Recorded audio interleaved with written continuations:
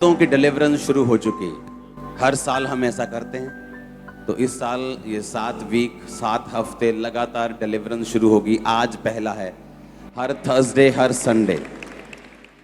Make sure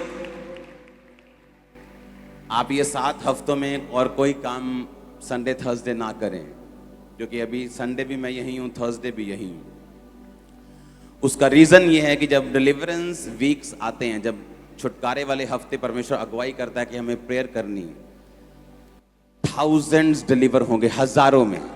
आप देखना, सुबह जो मैंने आपको वर्ड दिया, आपको इंटरनेट पे जाके सुनना है अगर आप सुबह यहां नहीं थे। ये 7 हफ्तों में मैं आपको डिलीवरेंस वर्ड दूंगा कि अगर आपको छुटकारा लेना है अपनी लाइफ की बिगेस्ट प्रॉब्लम से, तो आपको किन वचनों की पालना करनी है। आमीन।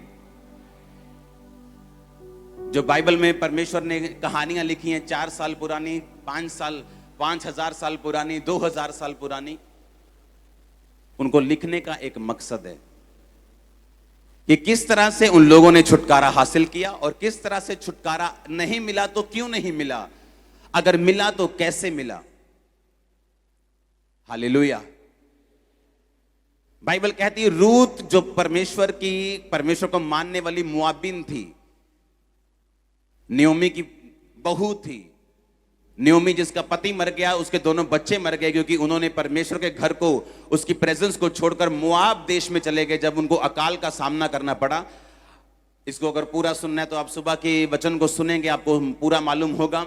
और बाइबल कहती है जब वो वापिस अपने देश में आई, जब रूत ने कहा कि मैं तेरे साथ चलूंगी, क्योंकि परमेश्वर यहोवा मेरी जिंदगी से दूर हो जाएगा अगर मैं अपने देश वापस चली जाऊंगी मेरे पति मरने के बाद, लेकिन उसने फैसला किया कि वो आगे जाएगी और अपनी जिंदगी परमेश्वर के साथ बिताएगी। उसने कहा सिर्फ मौत ही है जो तुझे मुझसे अलग कर सकेगी, और कोई चीज अलग नहीं कर सकेगी।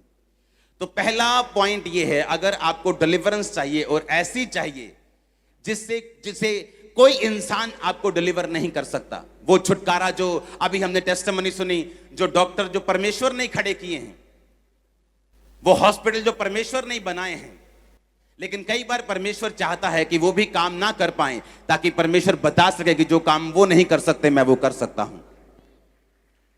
हालेलुया। वो छुटकारा जो आपका हस्बैंड आपका नहीं कर सकता, वो छुटकारा जो आपका बाप जो आपसे अपनी जान से ज्यादा प्यार करता है वो आपका नहीं कर सकता, वो छुटकारा जो आपकी मां नहीं कर सकती, वो छुटकारा जो आपके बच्चे आपका नहीं कर सकते। आपके साथ रो सकते हैं, हंस सकते हैं, आपको अच्छे बेस्ट हॉस्पिटल्स में ले जा सकते हैं, आपके साथ अच्छे से अच्छा कर सकते हैं, लेकिन छुटकारा नहीं कर सकते। वो डिलीवरेंस जिसके लिए सिर्फ आपको परमेश्वर का ही हाथ चाहिए, वो छुटकारा जिसमें सिर्फ परमेश्वर ही कुछ कर सकता है तो कर सकता है। अगर वो छुटकारा हासिल करना है तो अभी तीनों कान मेरी ओर लगा लो, 2 ये वाले और एक आत्मा वाला। और मैं आपको वायदा करता हूं इस वचन को सुनने के बाद आप अपने छुटकारे के बहुत करीब होंगे और ले लेंगे उसको। हालेलुया। अब जब बाइबल कहती है कि वो छुटकारा परमेश्वर भी आपका करना चाहता है, लेकिन बात यह है परमेश्वर अपने वचन से बंधा हुआ है, वो अपने वचन से हटता नहीं, वो इमोशनल नहीं, वो स्पिरिचुअल है। आमीन। परमेश्वर जो भी छुटकारा आपका करता है वो अपने वचन के बाहर जाके नहीं करता, इसीलिए आपको वचन के अंदर आना पड़ता है, आपको परमेश्वर के वचन को समझना पड़ता है। सिर्फ क्रिश्चियन बनने से या चर्च जाने से वो छुटकारा नहीं होगा, उसके आगे उसका अगला स्टेप ये है कि आप परमेश्वर के वर्ड को समझें, उसकी सोच को समझें, जो परमेश्वर के दिल में है, जो परमेश्वर करना चाहता है उसे समझें, और वो कैसे करता है उसे समझें। हालेलुया। अब आपको भजन संहिता 91 में उसकी एक आयत को आपके सामने पढ़ूंगा। उसने कहा उसने जो मुझसे प्यार किया है इसलिए मैं उसको छुड़ाऊंगा, मैं उसको ऊंचे स्थान पर रखूंगा, क्योंकि उसने मेरे नाम को जान लिया है। कहता उसने जो मुझसे प्यार किया है, उसने जो 40 रोजे रखे ये नहीं लिखा, क्योंकि बिना प्यार के लोग रोजे रख सकते हैं। परमेश्वर से कोई प्यार नहीं, लेकिन हीलिंग चाहिए। बैप्टिज्म नहीं लेना चाहते, लेकिन रोजे रख सकते हैं क्योंकि उनको हीलिंग चाहिए। वो बो सकते हैं लेकिन बपतिस्मा नहीं लेते, क्योंकि उनको लगता है कि बोने से आशीष मिल जाएगी, लेकिन ऐसा बाइबल में कहीं नहीं लिखा। लेकिन एक व्यक्ति जो परमेश्वर से प्यार करता है, वो रोजे भी रखता है, वो बोता भी है, वो प्रार्थना भी करता है, अड़ा और खड़ा भी रहता है। और परमेश्वर ने कहा, उसने जो मुझसे प्यार किया है मैं उसको छुड़ा लूंगा, मैं उसको ऊंचे स्थान पर रखूंगा, क्योंकि उसने मेरे नाम को जान लिया है। नाम का मतलब क्या है? अनोमा, क्योंकि यूनानी भाषा में बाइबल लिखी गई थी। जहां जहां नाम आता है हिंदी में, यूनानी भाषा में अनोमा अनोमा आता है। मेरे अनोमा को जान लिया है। अनोमा का असली मतलब है मेरा चरित्र, मेरा कैरेक्टर। परमेश्वर ने कहा मैं उसको छुड़ाकर ऊंचे स्थान पर रखूंगा, क्योंकि उसने मेरे कैरेक्टर को समझ लिया है। यीशु मसीह का कैरेक्टर क्या था? जिस रात वो पकड़वाया गया, बाइबल कहती है उससे एक रात पहले, वो सेम नाइट में यीशु मसीह ने प्रार्थना की, हे पिता, हो सके तो ये कटोरा मुझसे टल जाए, पर मेरी नहीं तेरी इच्छा पूरी हो। और हम परमेश्वर को क्या बोलते हैं? तेनू ये वीजा देना ही पैना, नहीं तो मैं चर्च नहीं जाना। तेनू मेरी मम्मी नू चंगा करना ही पैना, क्योंकि होर मेरा कोई भी है नहीं तो मैं तेनू मनना नहीं।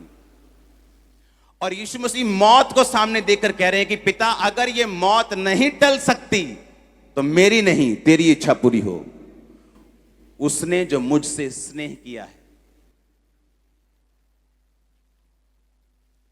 अगर आपको बड़ा छुटकारा चाहिए, जैसे रूत ने लिया, जैसे मैंने अपनी लाइफ में बड़ा छुटकारा लिया है, मैं आपको उसके सीक्रेट बताऊंगा इन 7 हफ्तों में।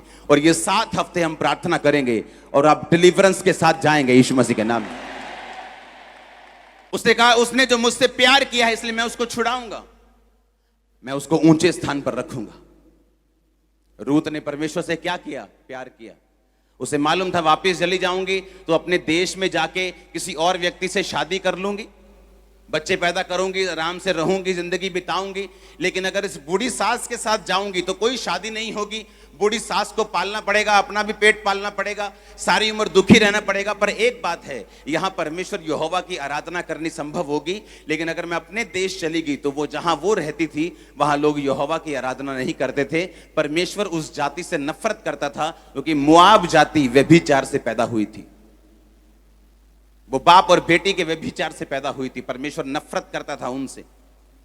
और अब बाइबल कहती है, उसने जो मुझसे प्यार किया है मैं उसको छुड़ाऊंगा। आपने सौदा किया है कि प्यार किया है? ये तो सौदा है कि मैं 40 रोजे रखूंगा तो मुझे चंगा करेगा, मैं ये अंगीकार करूंगा और तुझे ये करना पड़ेगा, मैं चर्च जाऊंगा और तुझे मेरी ब्लेसिंग मुझे रिलीज करनी होगी। ये सौदा है, ये प्यार नहीं। और ये बात परमेश्वर ने मुझे सालों में सिखाई, हर साल सिखाई। रो रो कर, पीट पीट कर मैंने सीखी, खिज खिज कर, दुखी होकर मैंने सीखी है कि मुझे परमेश्वर से प्यार करना होगा, मेहनत करनी है, लेकिन वो मेहनत प्यार के बाद आनी चाहिए, उससे पहले नहीं। हालेलुया। और बाइबल कहती है, मैं आपको उस आयत को पढ़ाऊंगा। हम पढ़ेंगे रूत 4 उसकी 13 आयत से। ये सुबह नहीं था, ये अभी है, आपके वचन आपके सामने। उसका सेकंड पार्ट, रूत की पुस्तक, उसका 4 बाब, उसकी 13 आयत को मैं पढ़ूंगा। तब बोअज ने रूत से विवाह कर लिया और वह उसकी पत्नी हो गई। और जब वह उसके पास गया तो यहोवा की दया से उसको गर्भ रहा और उसके बेटा उत्पन्न हुआ। तब स्त्रियों ने नयोमी से कहा, यहोवा धन्य है जिसने तुझे आज छुड़ाने वाले रिश्तेदार के बिना नहीं छोड़ा, और इज़राइल में उसका नाम बड़ा हो। और ये तेरे लिए जी में जी ले आने वाला और तेरे बुढ़ापे में पालने वाला हो, क्योंकि तेरी बहू जो तुझसे प्रेम रखती और 7 बेटों से भी तेरे लिए श्रेष्ठ है, उसी का ये बेटा है। तब नयोमी उस बच्चे को अपनी गोद में रखकर उसकी धाई का काम करने लगी।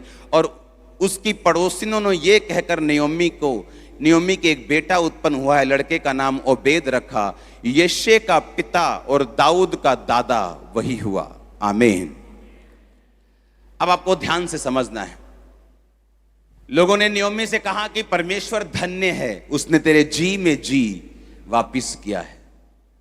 एक औरत जो अपना पति गवा चुकी है, दोनों बेटों को गवा चुकी है, खाली हो गई। जब वो आई थी तो उसने कहा था मैं भरे भरे हाथ से गई थी और खाली कैसे आई हूं, छूछे हाथ। मुझे नियोमी ना कहो, मुझे मारा कहो, क्योंकि परमेश्वर ने मुझे कड़वा कर दिया है। हम गए तो इसलिए थे कि वहां पे रोटी होगी, परमेश्वर के घर को छोड़ के हम दूसरी जगह चले गए थे कि हमारी जिंदगी बच जाएगी, लेकिन मैं वहां से खाली होके आई हूं। और लोगों ने कहा नियोमी आई है, कहते नियोमी ना कहो, मुझे मारा कहो, क्योंकि मैं छूछे हाथ आई हूं, कड़वी होके आई हूं। ऐसी पोजीशन पर पहुंचकर भी आप जानते हैं, कहते इट्स नेवर लेट। नियोमी का जब पति मरा, तब अगर उसे तभी अकल होती तो कम से कम अपने बच्चों को लेकर वापस आ जाती। लेकिन जब उसका पति मरा, उसे लगा हाँ इत्तेफाक हो सकता है, सबने तो मरना ही है एक दिन, इत्तेफाक से वो मर गया होगा। लेकिन जब उसके बेटे मर गए, उसको मालूम हो गया कि ये इत्तेफाक नहीं है, ये परमेश्वर का क्रोध है, ये परमेश्वर का, ये उसके वचन का क्रोध हमारे ऊपर आया है कि हमने परमेश्वर के घर को छोड़ के हम मोआब में चले गए, जहां परमेश्वर की आराधना नहीं है, जहां परमेश्वर जिस जाति से नफरत करता है, जस्ट कि हम मरे ना। परमेश्वर ने कहा जो कुछ तू मुझे छोड़कर पाना चाहेगा, जिंदगी पाना चाहेगा, तू उसे गवा देगा। और जब फैसला किया कि अब तीनों मर गए, अब उसे मालूम था कि अब मेरे हाथ में कुछ नहीं, लेकिन फिर भी उसने परमेश्वर की ओर मुड़ने का फैसला किया। और बाइबल कहती है वो बैतलहम में आई अपनी बहू के साथ, और रिश्तेदार उसका था जो बोअज था, उसकी बहू ने उसके साथ जब मैरिज कर ली तो एक बेटा पैदा हुआ। और लोगों ने उसको कहा कि परमेश्वर तेरे जी में जी फिर लेके आ गया है, और तेरा मरा हुआ बेटा उसने तुझे वापिस किया है, क्योंकि वो उसकी धाई का काम करने लगी। हाँ, उसको दूध पिलाने लगी, उसको केयर करने लगी, और वो उसकी एक तरह से मां बन गई, और परमेश्वर ने फिर से उसको छुटकारा दिया। ऐसी बहू दी जो 7 बेटों से अच्छी है, बोअज दिया, उसे फिर से नन्ना बेटा दिया। और बाइबल कहती है रूत का उसने छुटकारा किया। उसने जो मुझसे प्यार किया है, रूत ने परमेश्वर से क्या किया था, प्यार किया। उसने सौदा नहीं किया, उसकी जेठानी की वो सारी आशीष थी, लेकिन मिली रूत को। अगर शादी होती बोअज की रिश्तेदार के किसी निकट रिश्तेदार से, तो वो उसकी जेठानी से होती, लेकिन जब वो वापिस चली गई और रूत रह गई, तो उसकी शादी फिर रूत के साथ हुई। और बाइबल कहती परमेश्वर ने कहा तुम मुझसे प्यार करेगा, मैं तुझे छुड़ाऊंगा और मैं तुझे ऊंचे स्थान पर रखूंगा। जिस खेत में रूत काम करने लगी, उसी खेत की वो मालकिन बन गई, क्योंकि उसका वचन है मैं तुझे ऊंचे स्थान पर रखूंगा। उसने ये नहीं कहा मैं तुझे नीचे, उसने कहा मैं तुझे छुड़ाऊंगा और मैं तुझे ऊंचे स्थान पर रखूंगा। आपकी फैमिली, आपके बच्चे, आपके लोग, आपका फाइनेंस, आप ऊंचे स्थान पर रहेंगे।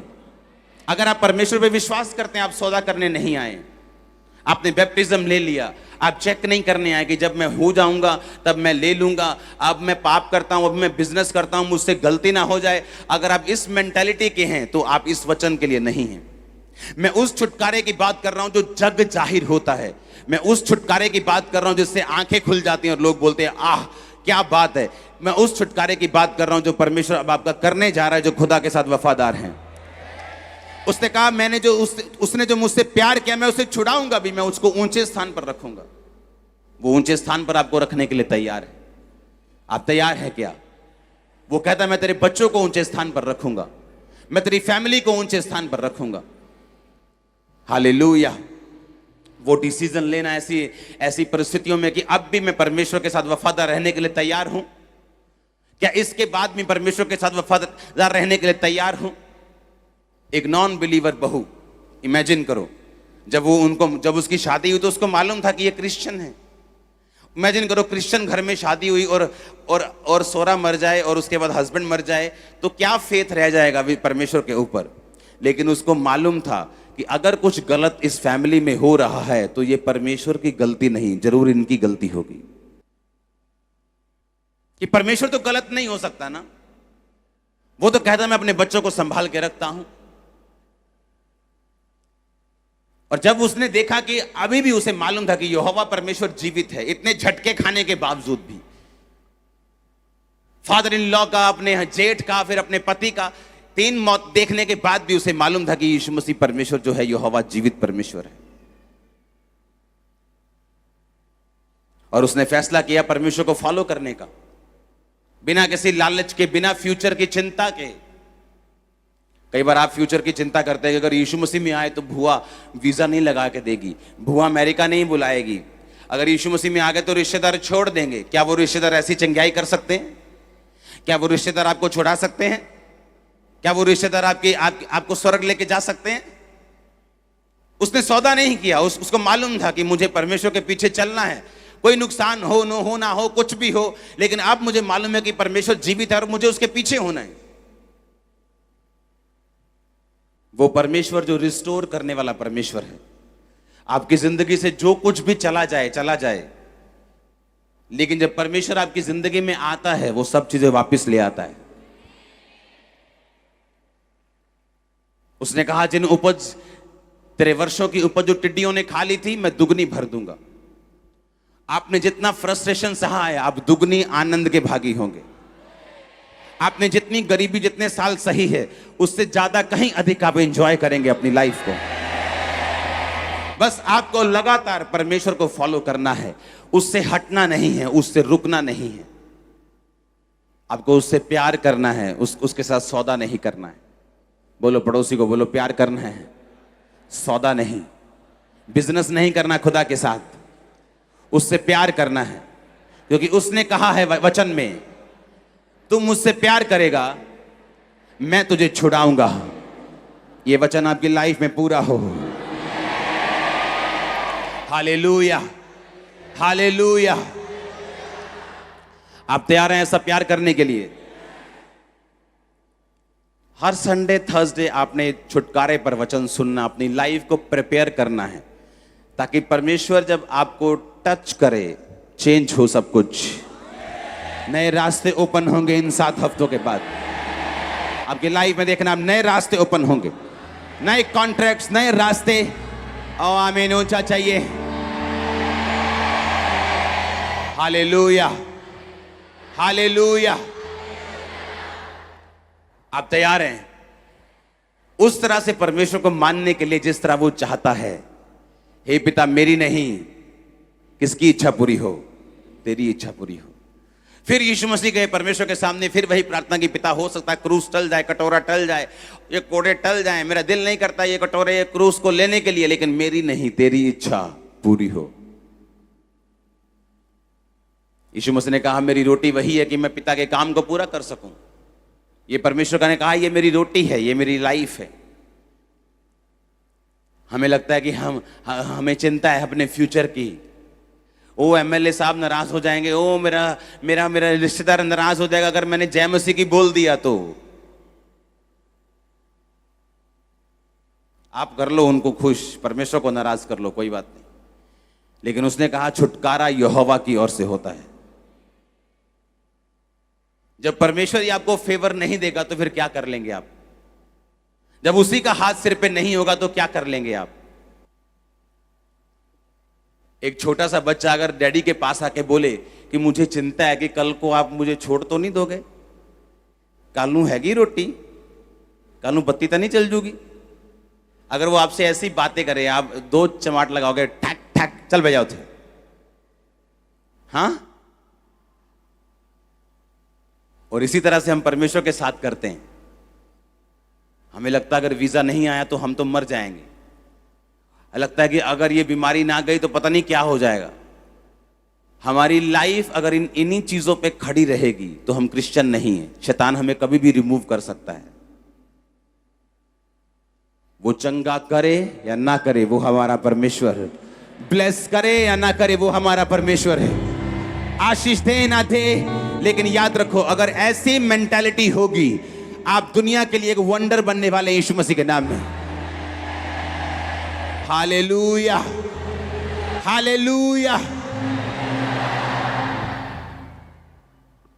आप चिंता तो नहीं करेंगे, आप परमेश्वर को खिंचाएंगे तो नहीं, आप उससे सवाल ऐसे तो नहीं करेंगे कि आपको चिंता है अपने फ्यूचर की और परमेश्वर को कोई चिंता नहीं, वो तो सोया हुआ है, ऐसे तो नहीं है।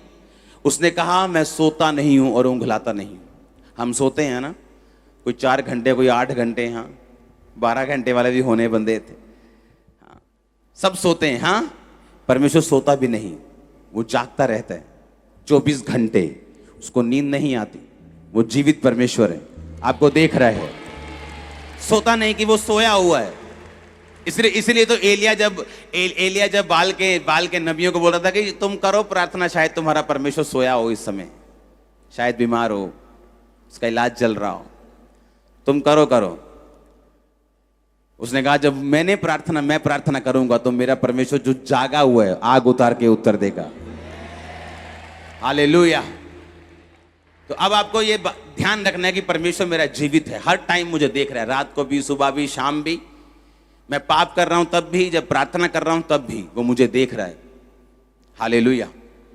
और अगर मुझे छुटकारा चाहिए तो आज आप एक पॉइंट को नोट करके जाएंगे कि आपको परमेश्वर से अनकंडीशनल प्यार करना होगा। अनकंडीशनल, कोई कंडीशन नहीं, तो मुझे ऐसा करेगा तो मैं ये करूंगा, कोई बिजनेस नहीं। अनकंडीशनल अगर आपका परमेश्वर के साथ प्यार है, आप बाहर आ जाएंगे अपने बंधन से, अपने बॉन्डेज से, अपनी बीमारी से, अपने तकलीफों से आप बाहर आ जाएंगे। और हर हफ्ते में आपको एक पॉइंट दूंगा, एक वर्ड दूंगा, आपको उन वर्ड्स को मानते रहना है, अपनी जिंदगी उस पर रखनी है। मैं आपको जल्दी कॉन्ग्रेचुलेशन बोलने वाला हूं, जल्दी से मैं आपको बधाई हो बोलने वाला हूं आपके टेस्टिमनी के लिए। हालेलुया। एक टेस्टिमनी जो हम 5 मिनट में सुन लेते हैं, लेकिन जिनके साथ वो होती है, जिस कमरे से गंदी स्मेल आती हो और रिश्तेदार बाहर से भागते हों और किराएदार ऊपर से भागते हों और कोई आपके पास लगने के लिए तैयार नहीं, और दूसरी बात बीमारी छूत की है, आप किसी को भी हो सकती है, जो डॉक्टर, जो मेडिकली लोग बोलते हैं, और सब जगह इलाज हो चुका है, अब कीड़े पड़ चुके हैं, अब जख्म हो चुके हैं, अब डॉक्टर्स भी घर भेज चुके हैं कि सेवा कर लो 10 दिन 15 दिन, जितनी देर इन्होंने रहना है। और इमरजेंसी सेक्शन में मैंने कोई हेलो नहीं की जाके, क्या मैं आप पे ले हैंड करता हूं, ओके, ले हैंड भी खुदा की ओर से है, लेकिन आपको ये बिलीव होना चाहिए कि वो परमेश्वर पूरे पंडाल में, बाहर अंदर, जहां ये आवाज जारी वो सब जगह मौजूद है। इसलिए मैंने कहा कि आप अपने अगुए से मिल सकते हैं कि नहीं, ये प्रॉब्लम नहीं, आप उसको सुन सकते हैं कि नहीं, ये प्रॉब्लम है। आप उसको अगर सुन सकते हैं, आप ब्लेस्ड हैं। मैं मिला नहीं हूं, जस्ट वो आए, और वहां पे उस समय कैमरामैन भी था तो उसने वीडियो भी ले ली। ऐसे बहुत से केस हैं जहां पर कैमरामैन होते ही नहीं, लोग आके अपने बीमार को रख के चले जाते हैं, वो हील होते हैं और आप भी फिर आके बताते हैं कि मैं फलाने दिन को इमरजेंसी में आया था। हम सुनते हैं ऐसी भी टेस्टिमनीज, लेकिन वो सारा रिकॉर्डेड था। और ये जो हीलिंग है, ये अभी की नहीं है, ये सिर्फ आज ही नहीं हुई, ऐसी हीलिंग 2009 से 8 से चर्च में हो रही। ऐसे पर्सन जिनके सेम पर्सन पूरा गला हुआ, पूरा मरा हुआ मेरे सामने से गुजर रहा था और उसने जुराबें नहीं डाली थी। जनवरी 5-7 जनवरी की ये बात है, ठंडा, सबसे ज्यादा ठंडे दिन होते हैं 31 से 7-8 जनवरी तक, जो मैंने महसूस किया है। तो मैंने अपने असिस्टेंट को बोला, मैंने कहा इसने चप्पल नहीं डाली, इसने जुराबें नहीं डाली, या इसको पूछ, इसको जुराबें चाहिए तो हम इसको देते हैं। तो उसने कहा भाई साहब मैं बहुत अमीर हूं, लेकिन मेरी हालत देखो। जब उसने खोला तो ब्लड, पूरी स्किन गली हुई। हमने उसे परमेश्वर का वचन दिया, उस पर प्रेयर की, वापिस गया कंप्लीट हील्ड। लेकिन उसकी थोड़ी सी वीडियो भी हमने बनाई, लेकिन तब कैमरा छोटे छोटे होते थे, वो खत्म, वो नहीं कहाँ मिस हो गई वो। और इमेजिन करो, आज हमने वही टेस्टिमनी फिर से सुनी, और हम हर संडे सुन रहे हैं, हर थर्सडे सुन रहे हैं, मरे हुए लोग किस तरह से जीवित हो रहे हैं, और आप छुटकारा पाके वापस जाने वाले हैं। मैंने कहा आप छुटकारा पाके वापस जाने वाले हैं। सिर्फ आप ही नहीं, आप देखेंगे पूरा वर्ल्ड, मैं आपको फिर कह रहा हूं, पूरी दुनिया इस भवन में आके परमेश्वर के कामों को देखने वाली है। पूरा वर्ल्ड, पूरा वर्ल्ड, पूरा वर्ल्ड मैं आपको बता रहा हूं।